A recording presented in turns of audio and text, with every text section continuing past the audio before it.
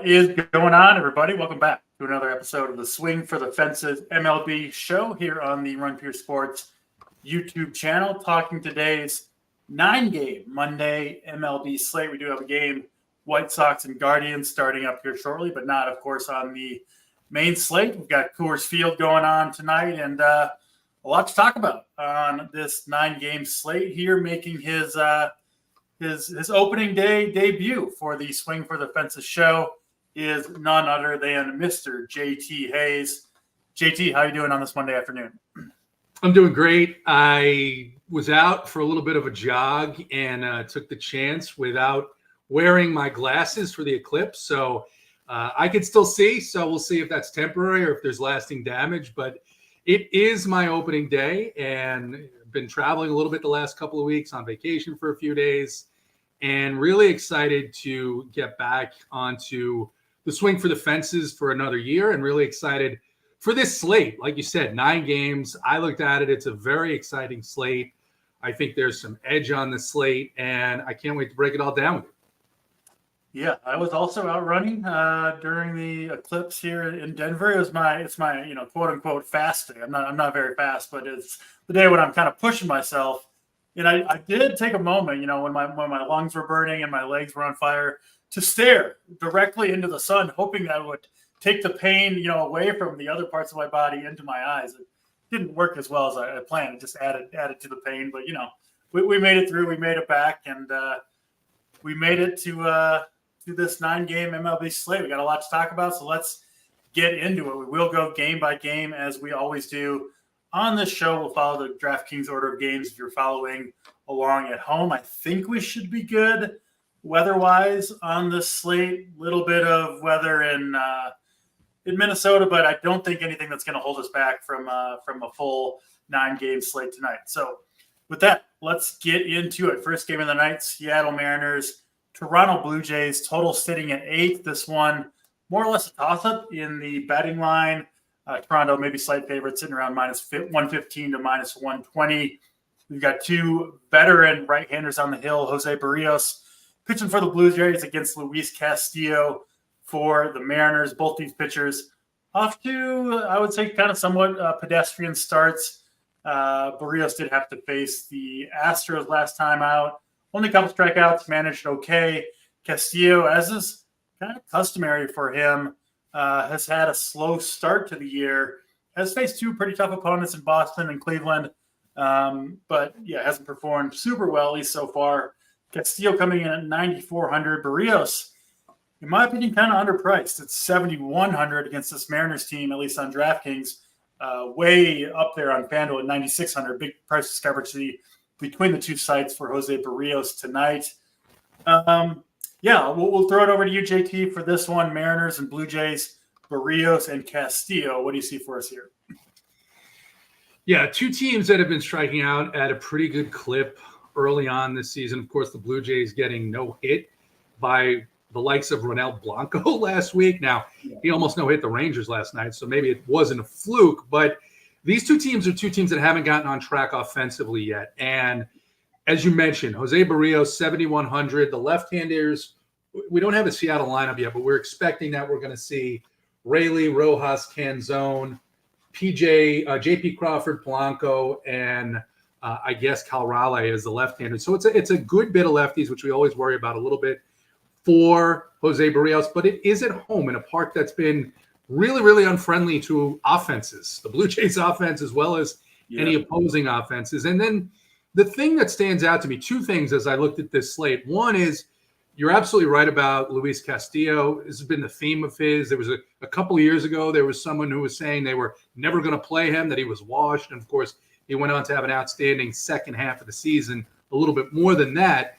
But with the Blue Jays struggling, scuffling a little bit, 2% ownership on this slate, I'm interested in a little bit of Luis Castillo because he does have that 35, 40-point upside that I think is a little bit hard to come by on, first of all, any slate early in the season, but particularly this one as we'll talk through it. So I'm interested in Barrios. I'm interested in Luis Castillo.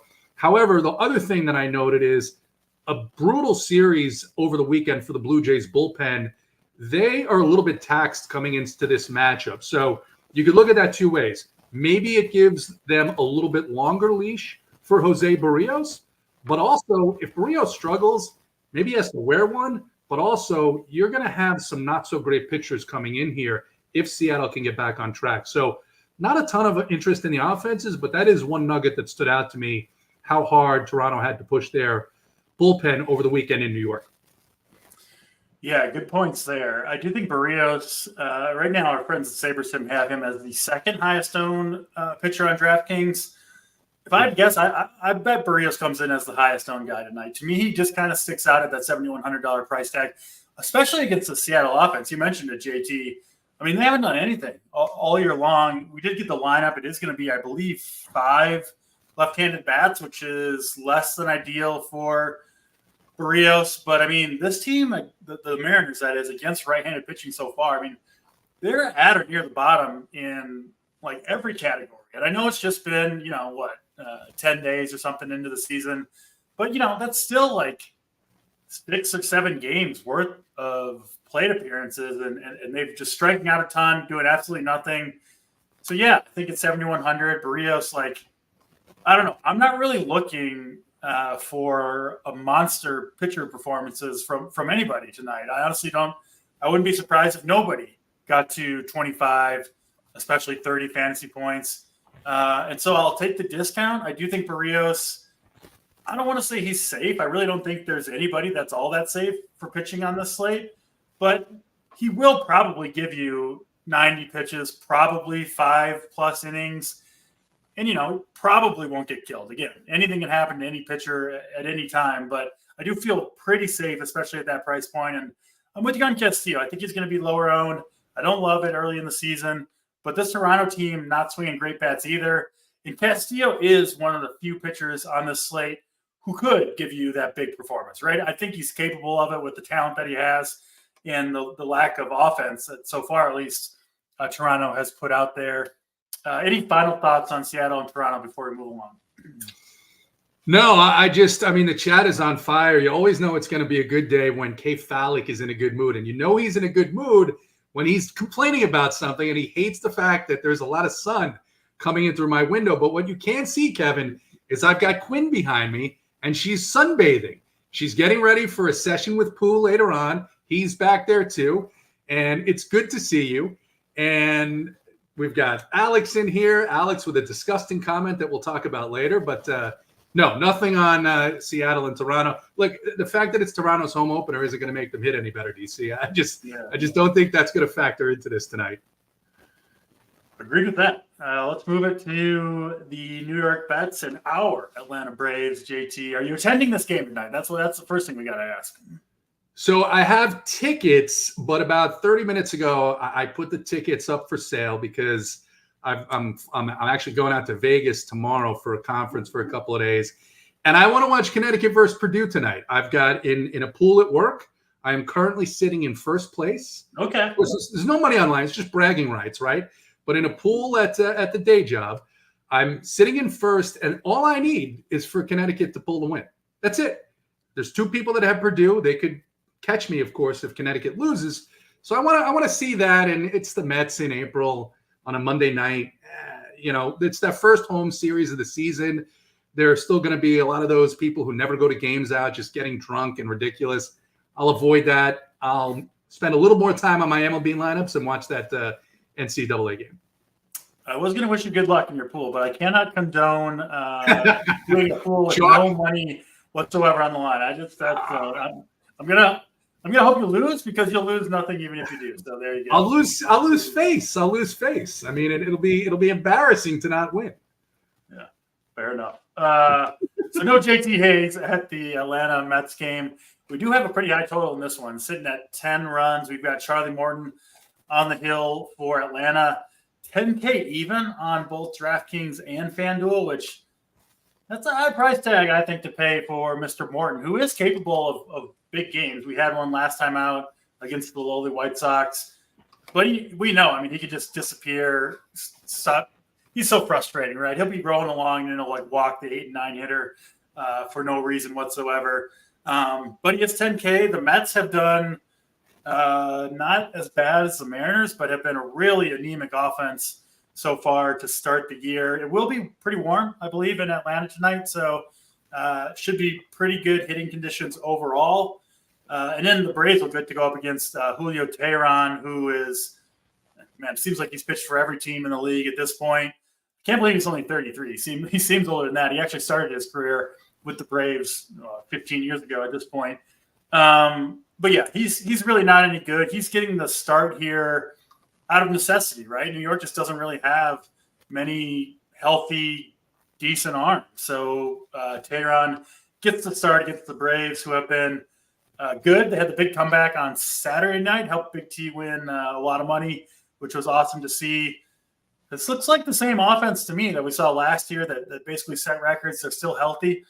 The one kind of guy who's lagging right now, JT, is Mr. Ronald Acuna himself. He's been burning my money to ashes these last few days. I've been in on the Braves, but also very in on Acuna. Has not come through. He did miss most of spring training with that little meniscus irritation, inflammation, whatever it was.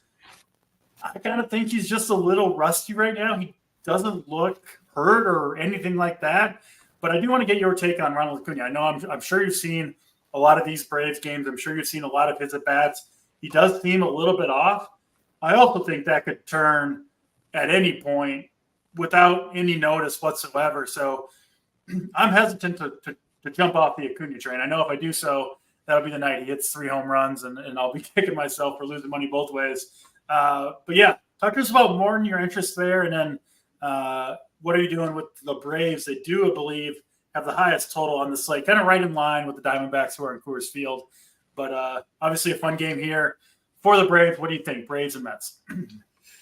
Yeah, I'll start with the pitching, and you mentioned Julio Teheran. I mean, he was the big dog here in Atlanta. He was the ace for many years before the Braves were good, unfortunately, and then he moved on. The issue with Teheran is you always want to load up on left-handers against Julio Teheran. He's been so terrible against them throughout his career. And you look at this lineup: Albies, Olsen, Michael Harris, Jared Kelenic has started the season low-key on fire. He looks awesome at the plate. Yeah. He looks locked in. He looks comfortable. Is the big deal. I think Kevin Fallick has already popped his high-grade gummy for the night with whatever he's doing there. But you have to like the Braves, because then beyond Julio Teheran, I mean, look, the Mets are rebuilding as much as the Mets ever rebuild. It's not a year where they went after the high-priced talent. The bullpen has been getting shellacked, and the Braves just made the Diamondbacks bullpen look like AA players. So you have to like, even at these high prices, you could get a stack. I mean, Michael Harris is only 4.4. Kelenic is 3,800. Like those two guys a lot on this slate. And Ozzie Albies finally came out of it yesterday. As far as Ronald Acuna Jr., the aggressiveness is still there. He was looking to steal bases when they were in Philadelphia. Really didn't have to do that against the Diamondbacks because they just put up so many runs. And he's swinging hard. My view of Acuna right now when I watched that game yesterday is he wants to hit that first home run. And he may be pressing a little bit. I think once he starts to, maybe the first extra base hit, the first home run, who knows, maybe it's a leadoff home run tonight against Julio Teheran. I think from then you're going to see him loosen up and be as comfortable as the rest of this team is. And I think that's maybe a conversation that they're having with him in the clubhouse is like, hey, we got 8 other guys who are going to put runs on the board. It doesn't have to be all you. So go ahead and just lighten up and let's let the game come to you. As far as the Mets side of this, you mentioned Charlie Morton. He was started, he had a little bit of a late start in spring training, a little bit of a minor injury setback, and then he looked fine against the Phillies. I think it was the Phillies he pitched against last week that I avoided him. But 10K is a pretty significant jump up against a team like the Mets who really don't strike out a lot. And this was something that we talked about in Discord last week about people wanting to use I think it was the Brewers pitchers against the Mets. It's look, they don't really strike out all that much. Freddie Peralta did fine against them, but they're not a team that I'm looking to attack with opposing pitching. And I think at 10K, I don't think Morton is in my pool even at 10K. He could be the highest scoring pitcher on the night because, like you said, the Mets offense has been fairly anemic. They look like maybe they're starting to come out of it a little bit yesterday, but that was in Cincinnati. We'll see. I don't think I'm going to eliminate the Mets completely from my pool, but you do have a couple of guys there, and DJ Stewart at Wendell at the bottom, who are clear pinch hit risks, and the Braves do have a number of great lefties coming out of the bullpen. Yeah, I'm playing 150 on both DraftKings and FanDuel tonight, so I will have some exposure to Charlie Morton. I am seeing him. Saber has him more than that is projected for 22% on DraftKings in the flagship tournament, which to me that's too high. I'll be under the field on 22% for sure.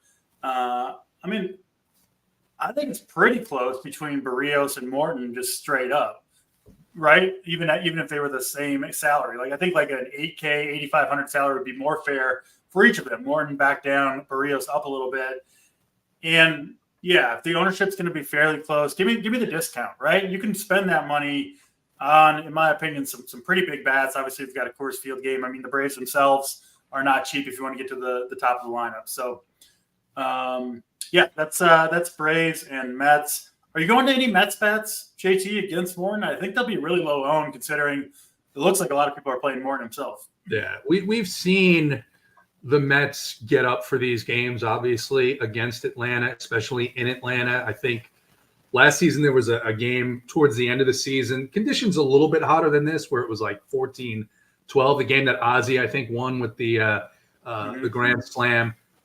I would say, like you, I'm playing 150 tonight. They're not going to be completely out of my pool, but they are not going to be one of my primary offenses just because the Braves bullpen has been outstanding. They completely rebuilt the bullpen in the offseason, and they can mix and match. Now that they have Tyler Matzek back, you've got Minter out there, Jimenez, who pitched yesterday, got a couple other guys that they can throw. And, you know, I do think really the only pinch hit risks for the Mets here are Stewart and Wendell, but they're just not as much of a priority. Now, with the weather, with the park, if things go sideways, if Morton doesn't have that curveball working early, yeah, that's why I'm leaving the Mets as a stack in my pool, but they're not going to be a priority spend.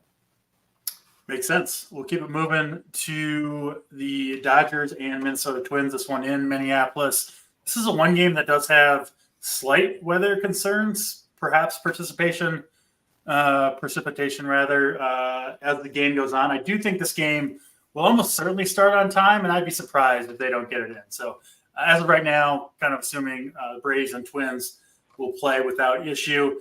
We've got Bailey Ober on the mound for the Twins, a breakout pitcher for many people. Did not take long to go south. Gave up 8 earned runs, 9 runs overall over an inning and a third against the Royals in Kansas City back on March 31st. Just an absolute disaster start for Ober. Everything I've read up and stuff on Ober, I think it's going to prove to be a blip on the radar for him. I would expect him to be pretty much the same pitcher we've seen the last couple of years, which is a pretty good pitcher. I don't, however, have interest in using him tonight at 7,800 against this Dodgers team. That's an easy pass for me on Ober. Even if he had pitched really well that first time out, I wouldn't be on him in this spot. James Paxton will take the mound for the Dodgers. Had okay results, I would say, in his opening start against San Francisco. Did get 5 strikeouts over 5 innings, no earned runs allowed, but walked 5 guys. And the velocity and pitches didn't look great. He did throw 97 pitches in that one. So it's kind of like it was like an anti-James Paxton start where he threw a bunch of pitches, didn't get hurt, but like the stuff didn't look super great. I don't know. I certainly have my question marks about Paxton going forward for the Dodgers right now. He does get a pretty soft matchup here. Now, Twins do have 9 right-handed hitters in the lineup, which isn't ideal for Paxton, but this Twins team not doing a lot offensively. They're a little bit banged up as well. And really there's not that many bats in this lineup that you're super scared of. Manuel Margot leading off kind of tells the story a little bit. Paxton didn't make my pool tonight at 8,700 on DraftKings. I can see why he would for some people.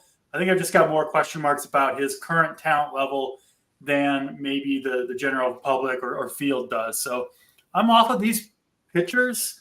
Not a ton of interest in the Twins bats. And in the Dodgers, I mean, you can always make a case for them, but I do think they are firmly behind the Braves, the Diamondbacks. There's a couple other teams I like better as well. So this is the game I won't have a ton of exposure to overall. What about yourself, JT? This game comes about as close to a cross-off as I'm going to get on this slate. It's going to be very limited exposure to the Dodgers and primarily mini stacks. Like you, I'm not playing over here against this Dodgers team. I think it's a good enough matchup for Paxton, but I think with his injury history, you're not going to see him get pushed. I think he's going to be one of the Dodgers pitchers that you're going to see Dave Roberts manage pretty closely. So at 8,700 here, it's just tough when you have some of these pitchers in the lower price range or a couple of guys coming up a little bit later that we think maybe give you a little bit more length. As far as the Twins offense, you've got 5 pinch hit risks in this starting lineup. And not risks like maybe they'll come out, risks like they will definitely come out of this game once James Paxton leaves. Rocco Baldelli loves it more than anybody. I mean, we saw last year he pinch hit guys. I think he pinch hit someone in the first inning and they didn't even get in it back because they hit him like 6th and it got to him and they just pulled him from the game. Just ridiculous stuff. Yeah. So instead of getting angry with the fact that that's the way he's managed, they're just off the list, right? Because you know that you're not going to get 4 at-bats out of more than 4 of these guys. So I'll keep them in the pool for mini stacks of the bigger bats, just because, like you said, Paxton's talent level looks like it's certainly declined some. So, but not a ton of interest really on either side here. Much more interest in a lot of these other offensive spots. Yeah, anyone looking to go to the Twins, if you are looking to pick on Paxton here, I do think the 2, 3, 4, Correa, Jeffers, Buxton should all be safe. Pretty much everybody else is at some risk, and those are the 3 best hitters in this lineup anyway, right? So I do think that mini stack makes some sense. I might try to get a little bit of exposure specifically to that against the lefty Paxton. Should be decent enough hitting weather in Minnesota tonight as well. So a little bit of interest there, and then I don't know, I'll probably be under the field on the Dodgers, but I'm keeping them in my pool, especially because after that first overstart, I mean, you just don't know for sure, right? If someone kind of has lost it, and if he's real bad again, you got to imagine the Dodgers could absolutely do some damage, as they can really against any pitcher in baseball. Yeah, the other point here, just to finish there, is we saw what happened over the weekend with pitchers going down to injury. His velocity was down. He was getting hammered. If there's some type of injury that's under the surface there, this could be a long, long night for the Minnesota Twins pitching staff. Yeah, exactly. We've seen him one time. He got absolutely crushed, facing one of the best lineups in baseball. I think it would be kind of foolish if you're playing a lot of lineups not to at least have some exposure to the Dodgers, just in case. Yep. Next game on the slate, Philadelphia and St. Louis, a 9 total in this one. Game that's essentially a true pick'em between Spencer Turnbull, Miles Mikolas, Phillies, and Cardinals. 2 cheap pitching options here on DraftKings. Miles Mikolas, saw him in the chat earlier, mentioned at 5,300. He did make my article today, just like purely a price play, right? At 5,300. If you're trying to, get the top of the Braves lineup with the D-backs or something like that, you just need a cheap pitcher. I guess Mikolas is not going to be a guy I use much of this year, but at that price point, in an okay matchup, I think he's an okay play. Turnbull, I think, is pretty interesting here. Looked really good his first start for the Phillies. He spent his entire career up until this season with the Tigers was, I would say, pedestrian at best throughout his Tigers tenure. But sometimes, especially for pitching, going to a new team, getting a new pitching coach, meeting some, other successful pitchers that the Phillies certainly have, that can change things for a pitcher. We did see Turnbull learn a new pitch this offseason, the sweeper, which obviously has been one of the more effective kind of pitches taken over baseball over the last 3, 4, 5 years. And the results were really good in that first start against the Reds, yes, but 7 Ks, no walks, no earned runs allowed, got up to 83 pitches over 5 innings. And he's cheap, right? 6,900 on DraftKings, 7,700 on FanDuel. Matchup is good, right? This Cardinals team really hasn't done much of anything all year long. Their best hitters, Goldschmidt, Arenado, swing it better against lefties in general. I can pull up the the splits versus right-handed hitters. Cardinals have the third highest strikeout percentage so far, and bottom third of the league in production as well. So I like the matchup for Turnbull. I'm a little bit curious if he's become a better pitcher than we've seen in the past. The price is right, and I'm seeing, at least so far, looks like relatively low ownership. I mean, Saber has him projected below 5%. I'll take the over on that number, but I still do think even at 10, 15%, I think Turnbull's a decent play here. So I'm interested in Turnbull. He will definitely be in my pool tonight. Where do you stand? Turnbull, Michaelis, Cardinals, and Phillies. The two offenses here that have started off, like you said, a little bit pedestrian in terms of the results. You expect that Philly at least will be better as the season moves on. I don't have a lot of love for a lot of this St. Louis offense, however, but you talk about the pitching. I mean, Turnbull was a highly touted prospect by the Detroit organization, hadn't panned out. I'm always a little nervous when these guys turn in like one of the best games of their career the next start, because usually the other team is going to adjust the team that they're facing. However, St. Louis has shown an unbelievable penchant for not adjusting to anything. So I don't know. I think maybe it could be a good matchup here. Michaelis, I mean, just because he's 5,300, he'll stay in the pool. This is a situation where, like you say, DC, right? You like to say this all the time, is this guy just suffering through a couple, and granted, he pitched okay against San Diego in a really good park. Is he suffering through a couple of just a bad start here against the Dodgers, or is this the end of the road here for Miles Michaelis? So he's not one of my favorite guys. Like I said, he'll be in the pool. He's just so tough to trust. And we saw yesterday, I think the way that the Cardinals constructed this pitching staff was amazing. Kyle Gibson gets lit up and rocked by the Marlins. You have now this bullpen where they traded away the pieces that they said were the best pieces.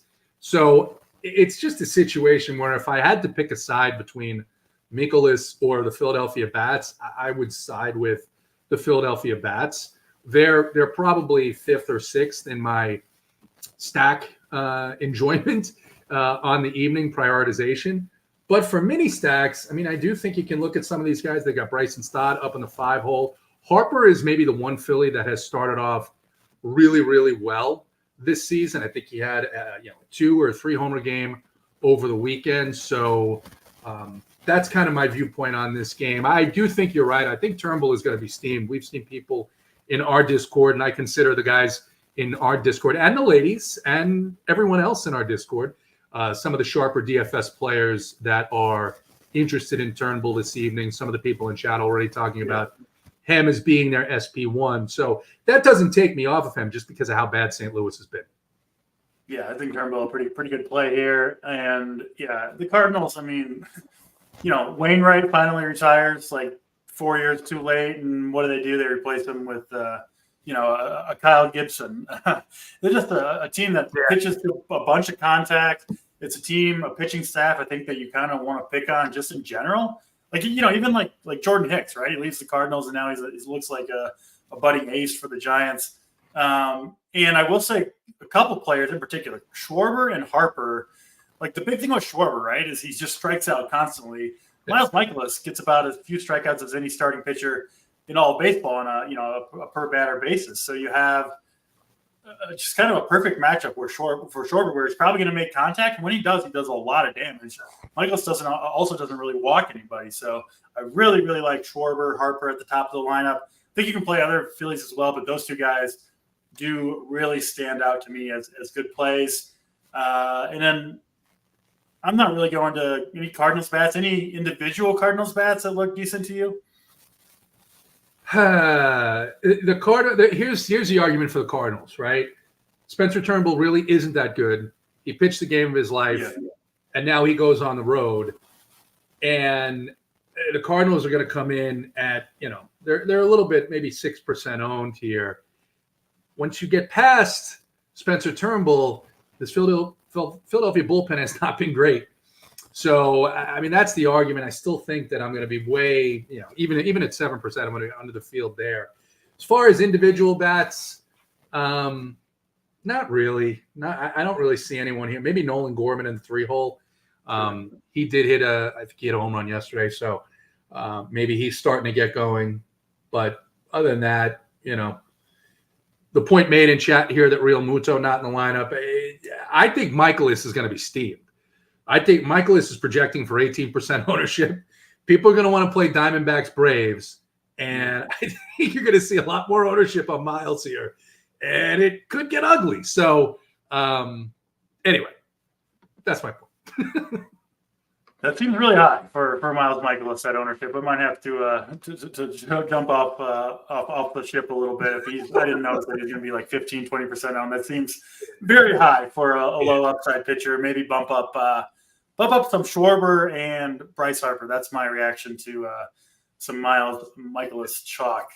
Bryson move to to Houston and Texas now.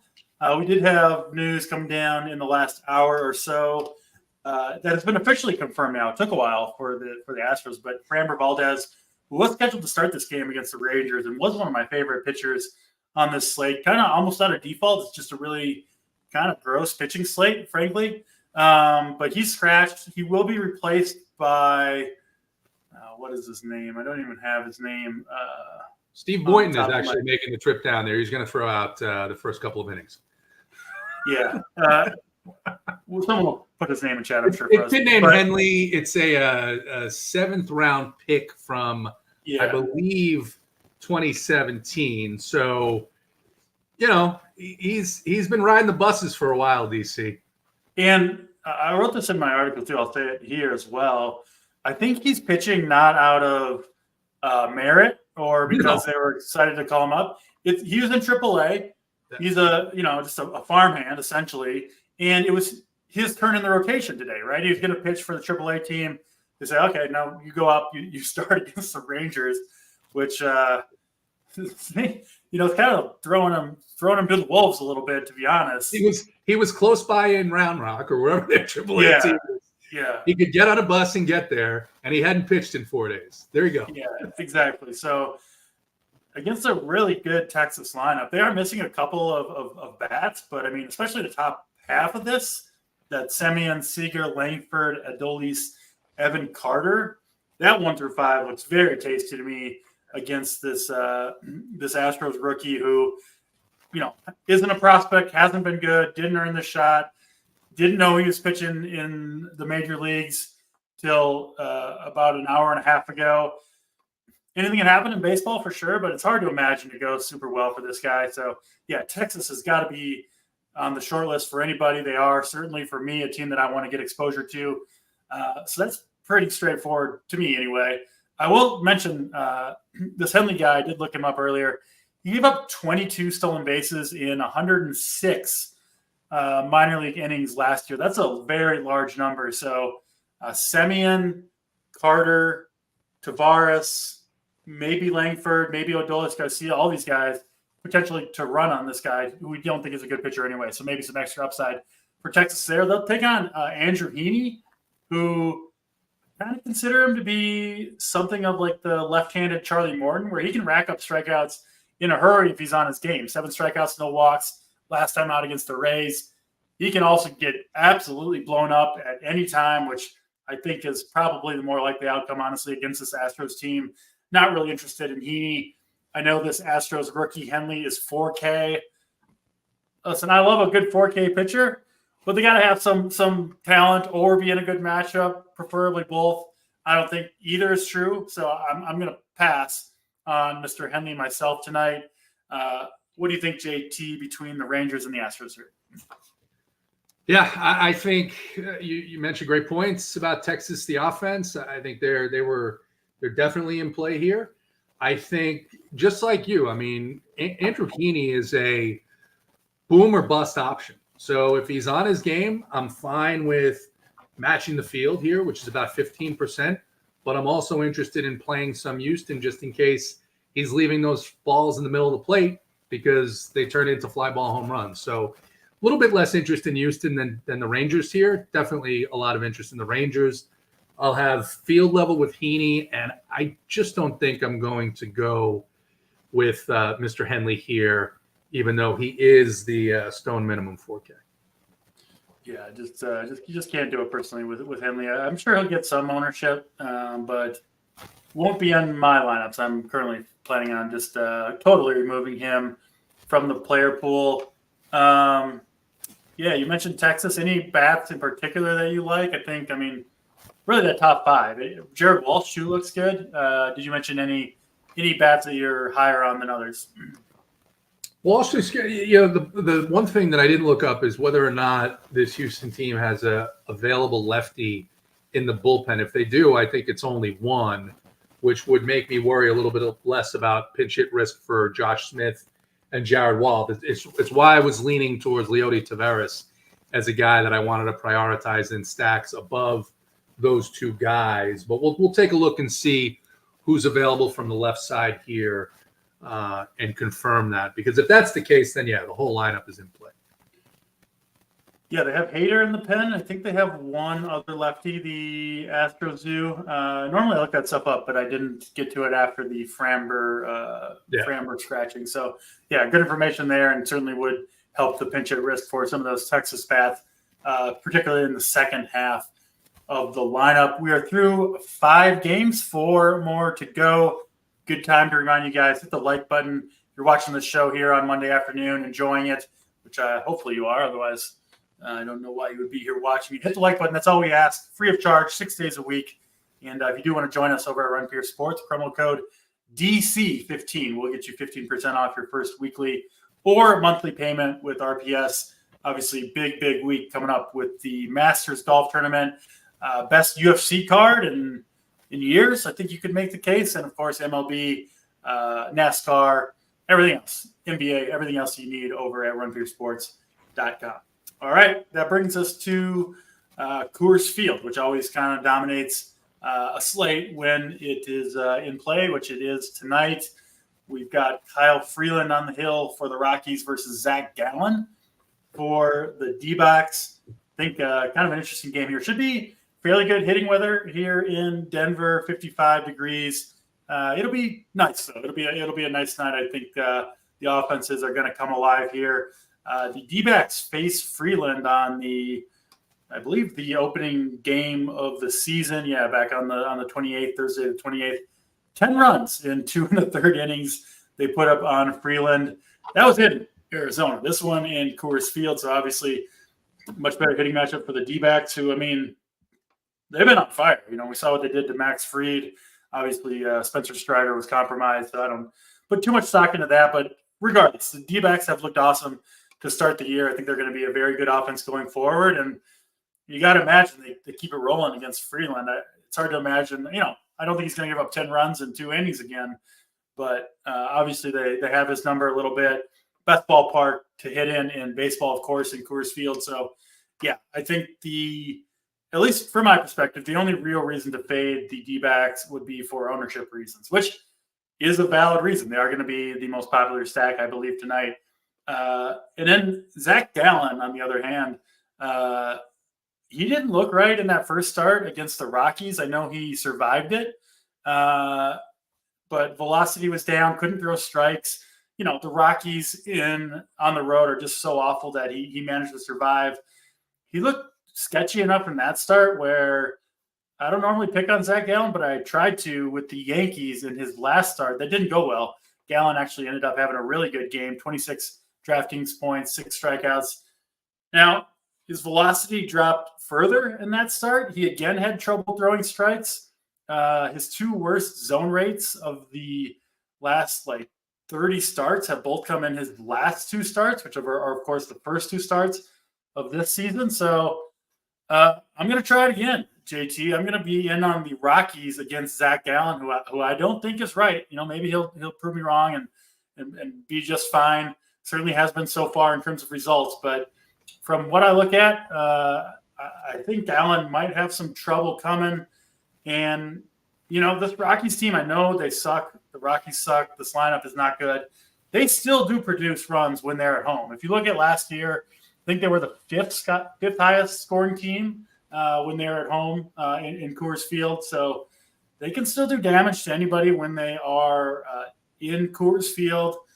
Decent lineup, about as good as you could hope for from them tonight against Zach Gallen. Not a great bullpen from the Diamondbacks that did get worn out a little bit by the Braves over the weekend. And I'm seeing low ownership on this Rockies team as well. They're not that expensive. Their most expensive bat in the lineup is under $5K. So I'm in on the Rockies. I wrote this in my article. I don't think I'm moving off it. They will be my highest owned stack tonight on both DraftKings and FanDuel. I'm sticking to that. And we'll go from there. But I'll throw it over to you. Rockies, D-backs, Gallen, Freeland. What do you got for us? Dodgers Rockies for the stack against pitchers who are hiding under the radar injuries for the win. If you think that, but you're right. I read all about the issues with Zach Gallen and his fastball and his command, and now he goes to Coors Field, where on Saturday night the Rockies helped our guy Big T take home a lot of loot. So can't hate that. As far as the Diamondbacks, start with them on the offensive side. Like you mentioned, they've been on fire. They put up a huge number against this Rockies team and Kyle Freeland opening day. Then they beat up most of the Braves pitchers, at least the starting pitchers that they saw this weekend. And you have to be frustrated if you're a Diamondback player right now, where you give the Braves everything they can handle and still get swept. This is a perfect spot for them to take all of that frustration out on Kyle Freeland and a terrible Colorado Rockies bullpen at altitude. So I'm in, as are a lot of people. Looks like about collectively 17% ownership on the Arizona Diamondbacks. That seems fine to me, honestly. Like in this good of a matchup, yeah.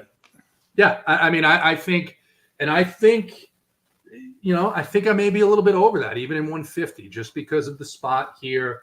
And I'm in on the Rockies just because the Diamondbacks are one of the other bullpens that got absolutely demolished. Now, look, the Braves are one of the teams like the Dodgers where they're going to make a lot of bullpens look bad, but the Diamondbacks bullpen looked especially bad. They look tired. They've got to be taxed after that weekend in Atlanta. And if you're right, DC, if Gallen scuffles here in this start and they have to go to that bullpen earlier, well, that bullpen got a lot of use this weekend. So I think you can make the case for both sides offensively here. I'm with you. I know that Zach Gallen has a good history here in Colorado. Yeah.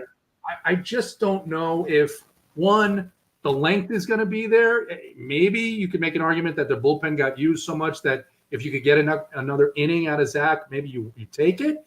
But I am concerned about that velocity being down enough so that I'm not sure if he's going to be in the pool. And Kyle Freeland looks like, these are the fumes here at the end of the career. Yeah, I won't go on too much longer with the Rockies, but from the ownership that I'm seeing, sub 5% across the board. Like, even if this is like vintage Zach Gallen, which maybe it is, I don't think there would be a bad stack in Coors Field against him anyway at those ownerships and then relatively low price points. So you throw in, what I think is a decent probability that he's pitching at less than 100%. And you have a stack that I'm obviously very interested in the Colorado Rockies. I'll have plenty of Diamondbacks too. And honestly, if you want to game stack this one up, I think you could do a lot worse than Arizona, Colorado, and get a couple of fairly cheap pitchers. Pretty good way to go if you're building just a couple of lineups tonight, at least in my opinion. Let's get to Tampa Bay and LA Angels next. We have Zach Eflin on the hill for the Rays. Been kind of babied a little bit so far. 83 and 81 pitches through the first two games. He is a very efficient pitcher in general, so he's pitched fairly deep in those games anyway. He'll take on Tyler Anderson, who had a awesome start to his season against Miami. I'm personally not taking too much away from one start for Tyler Anderson. We kind of know, I think, who he is at this point. So, yeah, I don't love the Rays here, but I don't really have interest in Anderson. I do like Eflin a little bit. I think this Angels team, despite the heroics of Mike Trout so far in the year, is one you do want to pick on, particularly with right-handed pitchers. So Eflin, I do think kind of in a vacuum, he's overpriced at $9K. But on this slate, I think he's a pretty reasonable option. Where do you stand here between the Rays and the Angels? Yeah, I mean, I'm seeing that a lot of people want to use Tyler Anderson, and I don't, as much as I don't really love the Rays, I also don't really love Tyler Anderson here in this spot. We do in the past, we have liked to pick on teams as they come out of Colorado. Last year, that really, the humidors in each park now has kind of offset how much of a difference it is for these teams to move into the next spot. So I just don't think, that it's a massive spot. You do have on Tampa Bay as well 4 pinch hit risks. So as soon as Tyler Anderson is going to come out of the game, guys like Curtis Mead, Siri, Caballero, they're all coming out of the game as well. So I think if you wanted to play mini stacks of Tampa Bay to try and take advantage of the fact that Tyler Anderson can be home run prone, fine. You're sticking really the top 4 in this lineup. Maybe if you wanted to play Ahmed Rosario, I guess I wouldn't fault you on that. He's not a favorite of mine. And then, the Angels, I don't know if this is like they're trying to either get Anthony Rendon going by hitting him leadoff, or they're like, we're going to give you 65 at-bats, and if you don't hit any more, you're out. I don't know what the plan is. Which, by the way, Anthony Rendon would be totally fine with that plan. He'd be fine. He hates baseball. He's gotten paid. There's nothing they can do to take that money away. And he's like, I'd rather go to Tahiti. So, not big on this game. I agree with you. I think Eflin is a good play here with the strikeouts in this Angels lineup. It's getting a little bit warmer in Southern California, but it'll still probably be down in the 50s by game time. So not a lot here that makes me want to go way over the field by any means on either of these teams. I'm with you there. I'm going to make sure to get a fair amount of Mike Trout in my lineup. Just 2 locked in right now, 4 home runs, couple steals. We'll see how long he can last on the health front, but at least at the moment, he is just crushing baseballs. I know Zach Eflin's a pretty good pitcher. I'll still take a healthy, locked-in Mike Trout and low own, frankly, because no one's stacking the Angels here, which is going to make Trout, I think, a very, very low-owned option on the slate. Someone that I think is worth including in your pool if you're playing more than a few lineups tonight. Let's get to the last 2 games on the slate. First one is the Chicago Cubs, San Diego Padres.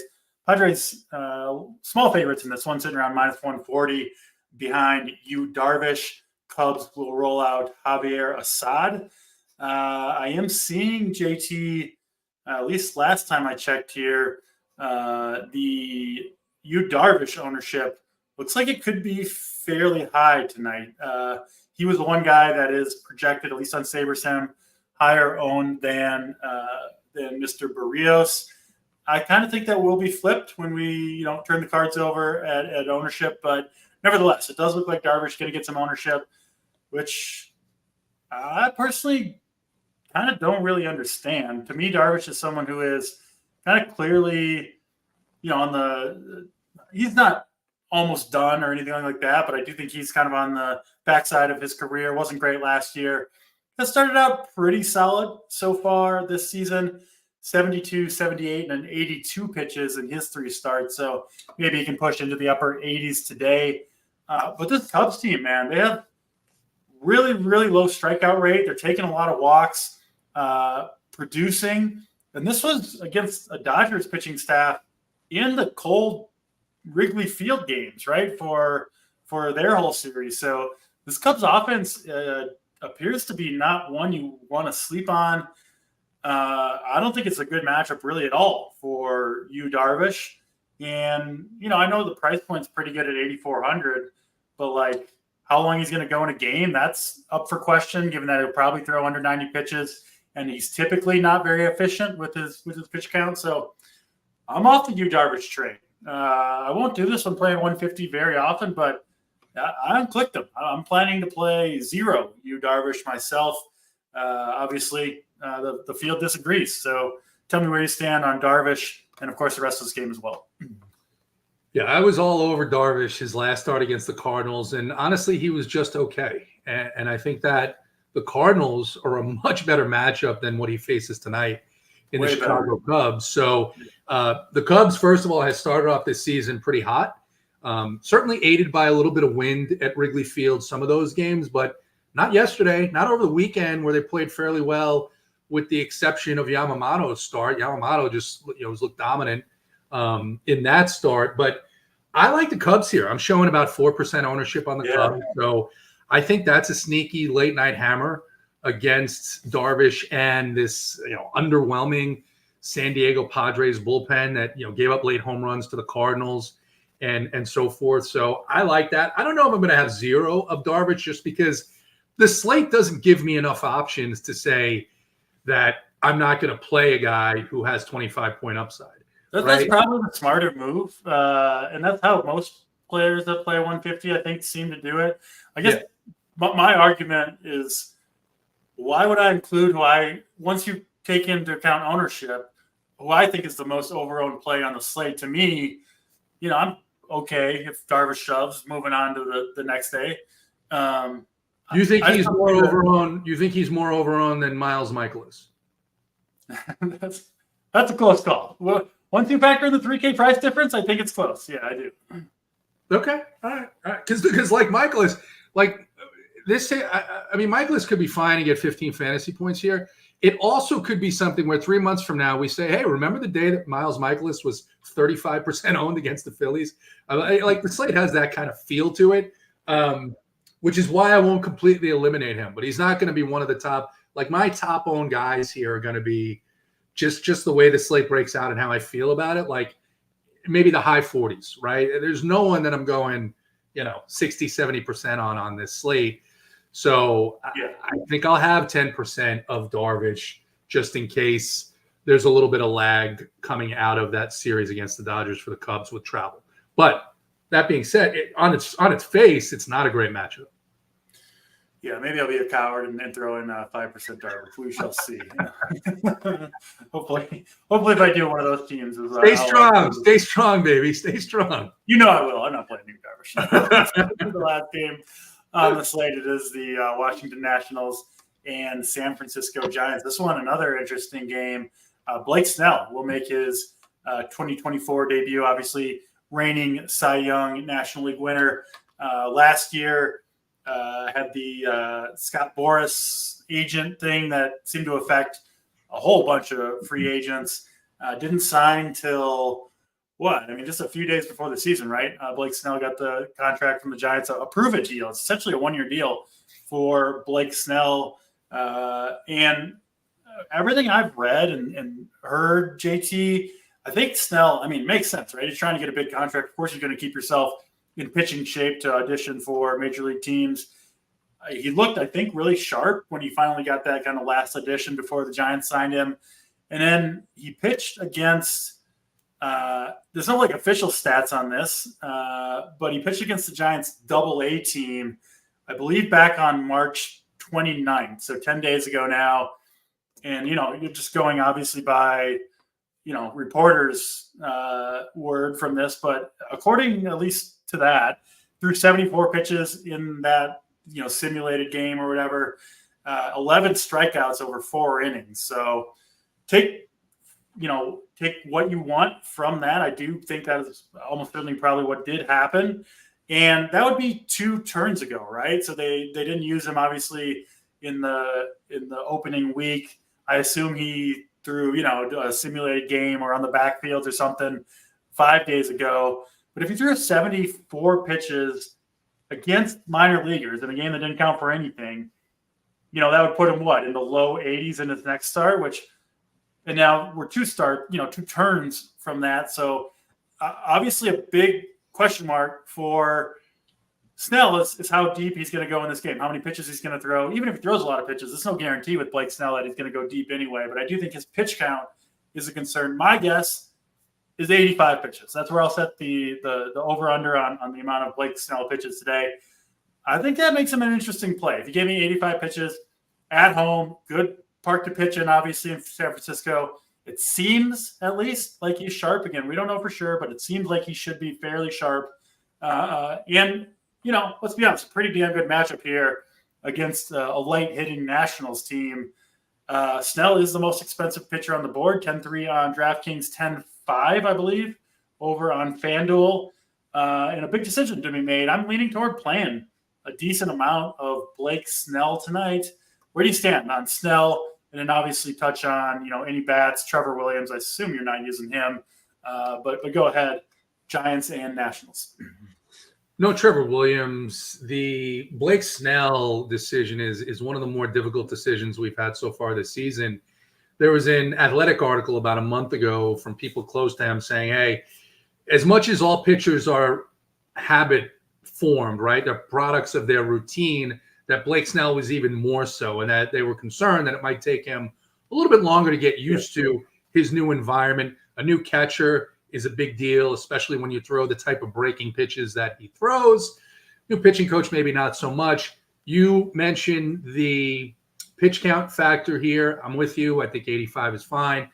I do have some concerns. He hasn't seen Major League hitting. You could say all you want about this Nationals team, that they're not one of the best teams. They're not one of the better hitting teams. But the one thing that they've done historically, as they're rebuilding, is they're focusing on guys who put the ball in play. And as a result, they don't strike out as much. Now, Blake Snell is a much different animal. But I thought this when I saw the Christopher Sanchez ownership yesterday. I thought, why is he so highly owned against a team that doesn't really strike out? Of course, we saw how that worked out. That's not a comparison between Snell and Sanchez. It's just there's so many things here about this start for Blake Snell that are unknown. Are they going to have a shorter leash with him against Major League hitters, which he hasn't seen any of those since last year, right? So I'm with you. I think 85 pitches. I think he stays in my pool just because you can't deny the upside. I mean, he removed all doubts from people who had said that Blake Snell was done last year in what was an outstanding season for him. He gets an enormous upgrade in terms of, I don't know if it's an upgrade, but his home park is outstanding. 4 pitchers. That's where they are tonight. The Nationals did have to fly cross country yesterday after that game. We have to look and see what the lineup's going to be. CJ Abrams looks like he banged himself up a little bit. But when you look at that and you say, let's say whether or not he's in, you've got Jesse Winker in here who is going to strike out a bunch. Joey Gallo strikes out a ton. I could see the case where he gets 24 to 26 fantasy points. He's the highest scoring pitcher on the slate. So for that reason, I'll keep him in my pool. I'm also interested in the Giants offense here. A little bit of a different approach from the Gabe Kapler days, thankfully, where it's not littered with guys coming out of the game in the 4th inning. You can actually stack this team. I'm actually more interested in mini stacks here of the top 3-4 guys, Conforto including. But now that they have Chapman, they like Thairo Estrada. Yastrzemski, I've always been a fan of. He hasn't really shown his true potential yet.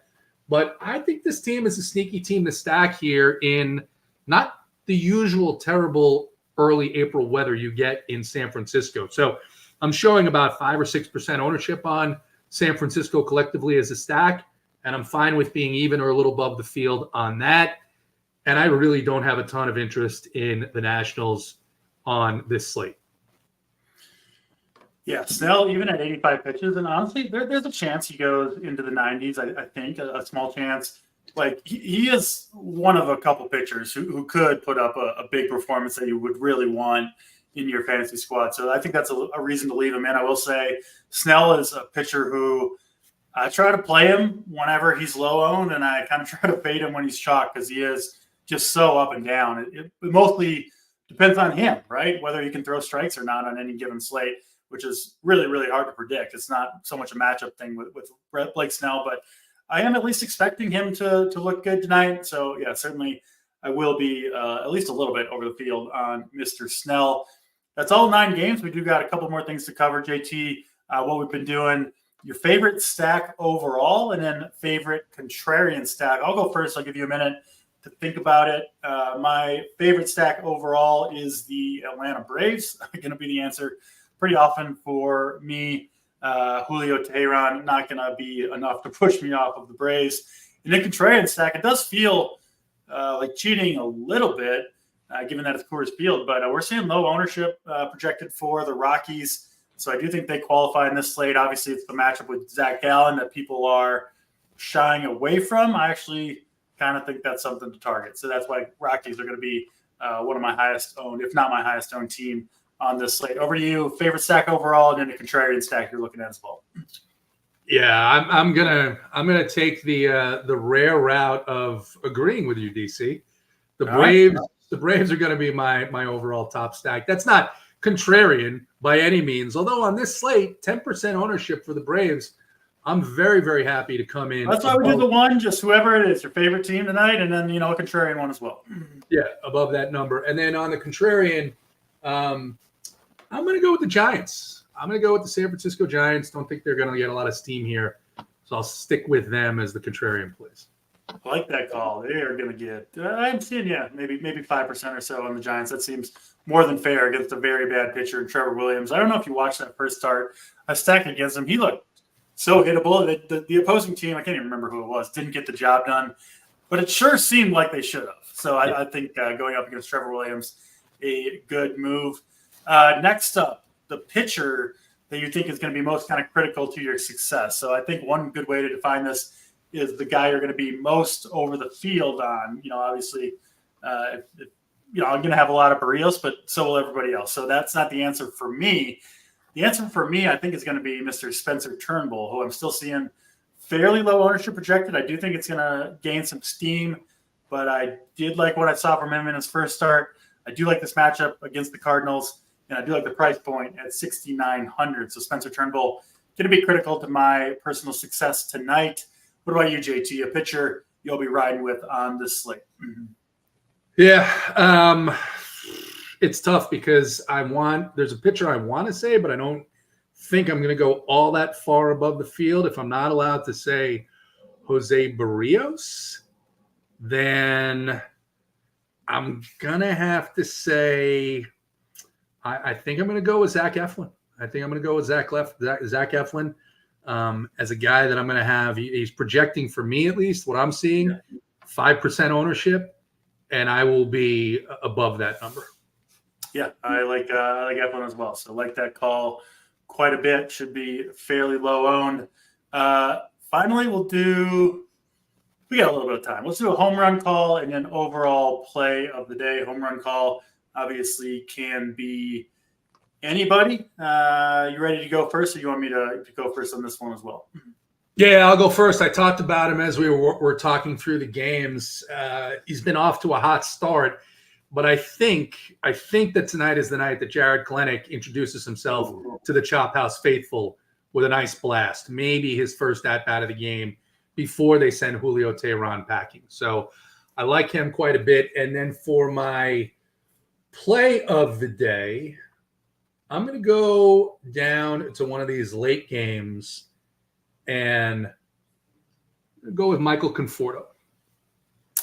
Love that. He's been on fire recently. Gets the awesome matchup against Trevor Williams. Home run call, I will go with Mr. Kyle Schwarber against Miles Michaelis himself. Obviously, you got the big power against a contact pitcher. Makes a ton of sense.